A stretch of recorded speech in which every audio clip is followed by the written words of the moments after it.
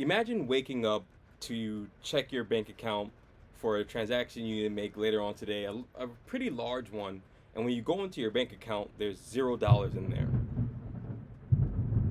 You call and ask your bank, hey, what's going on? What's the problem? And they inform you that there's been a quantum computing security breach, and everyone's information, to include their online banking, passwords, statements, and funds, have been breached and accessed.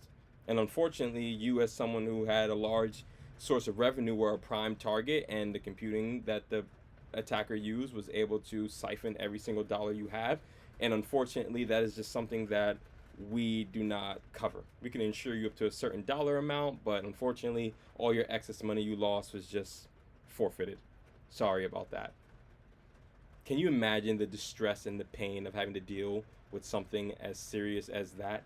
Well, I do, and I understand that it can be a difficult thing to process because I'm someone who is well versed in the realm of quantum computing.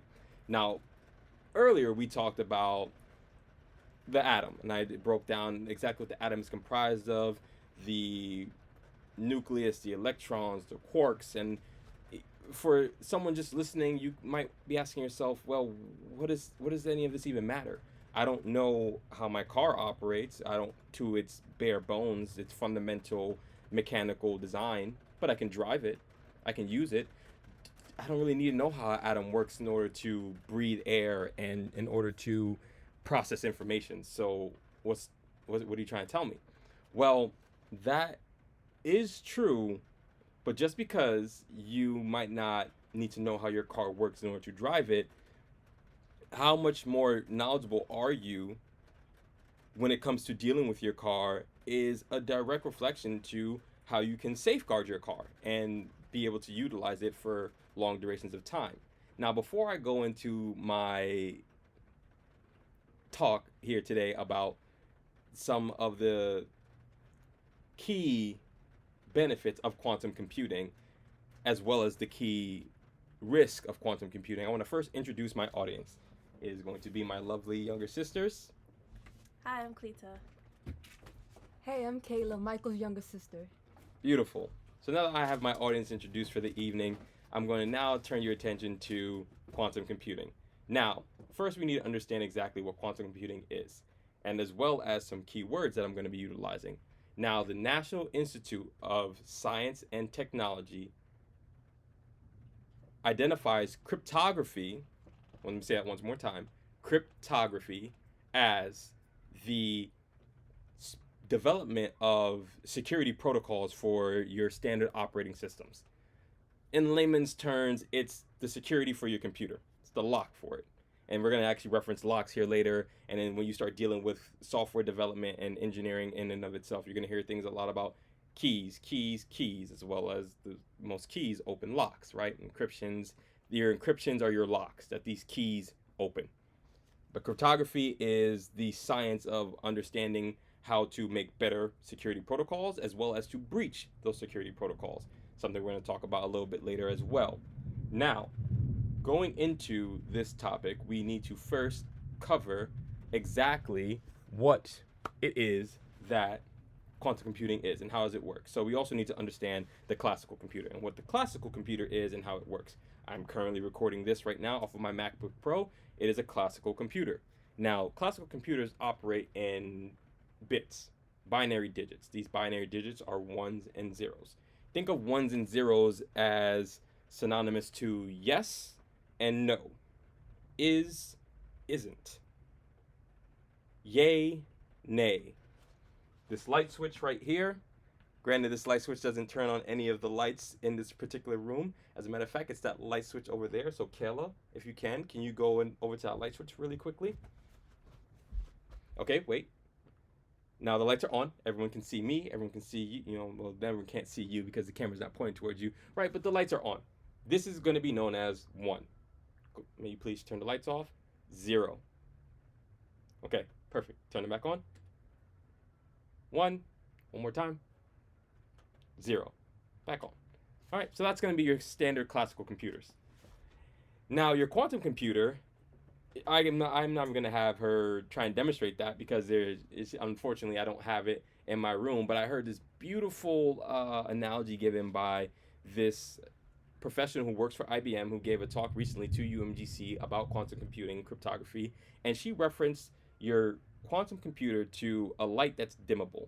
So it can be both 1 and 0 simultaneously. So think about that being your light with a dimmer where you don't need to turn it on and off. You can simply adjust it to go to the dimness you need it to be. That is known as superposition, right? And that basically means that it can be both these two things at the same time.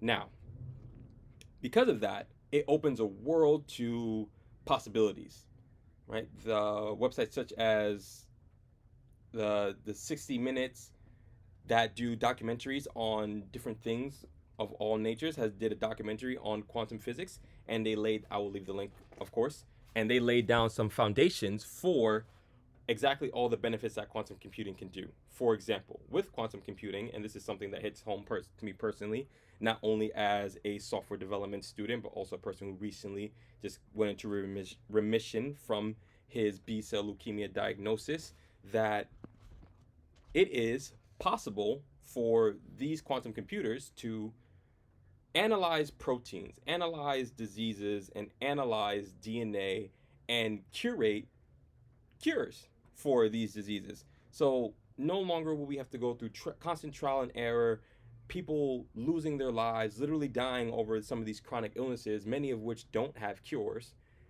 But the quantum computer can solve that in seconds, literally instants. So now you may be starting to see the benefits towards quantum computing and why we as a society need to push towards it. It can do many other things, such as optimize your traffic lights, as well as improve business processes, as well as some other key factors. Now, that being said, there are some consequences and dangers towards quantum computing. That is in the form of what I opened up to, telling you guys about data breaches. Now, your classical computer can only process information so fast and so much. With a quantum computer, that realm is now opened up to something that literally governs the universe. These atoms are the same things that make me, that make this wall, that make my sisters, that make everything. So obviously they can handle multiple, and it's really just a numerous amount of combinations layered on top of each other. The quantum computer can process these as well as create them because it fundamentally uses the same key principles. Now, because of that, dangers arise. Health information can be at risk. Your banking information can be at risk. Governmental secrets and encryptions can be at risk. And that's why thehill.com, as well as some other websites, have emphasized the geopolitical military boom and race towards quantum computing, not just to make it accessible to everyone so that way you can improve your businesses as well as find new cures for drugs and pretty much optimize your home, but also the race is to prevent our enemies from getting access to this information. So now you can see why enemies, foreign and domestic, whether it's banker hackers or other governments trying to strong arm our government into unfavorable situations, we as an American society need to push towards quantum computing. There needs to be a drive towards maybe not going to the schools ourselves, because I understand not everyone wants to bury their heads in books and go over these, to be quite honest with you, hard concepts in mathematics, but there needs to be an emphasis towards education all around in America, specifically towards this domain, because this domain is happening. It's going on right now. There's nothing we can do about it, but there's everything we can do about putting our best foot forward in order to prevent some of the atrocities that can be committed with this. That being said, I want to go ahead and leave this off on a beautiful note. How beautiful would it be that you imagine you're driving home and you're no longer sitting in 90 minutes of traffic because all the streetlights are optimized at the right times, at the right intervals for the right intersections, so that way these lights stay green longer, these lights stay red longer, and you're able to get home quicker.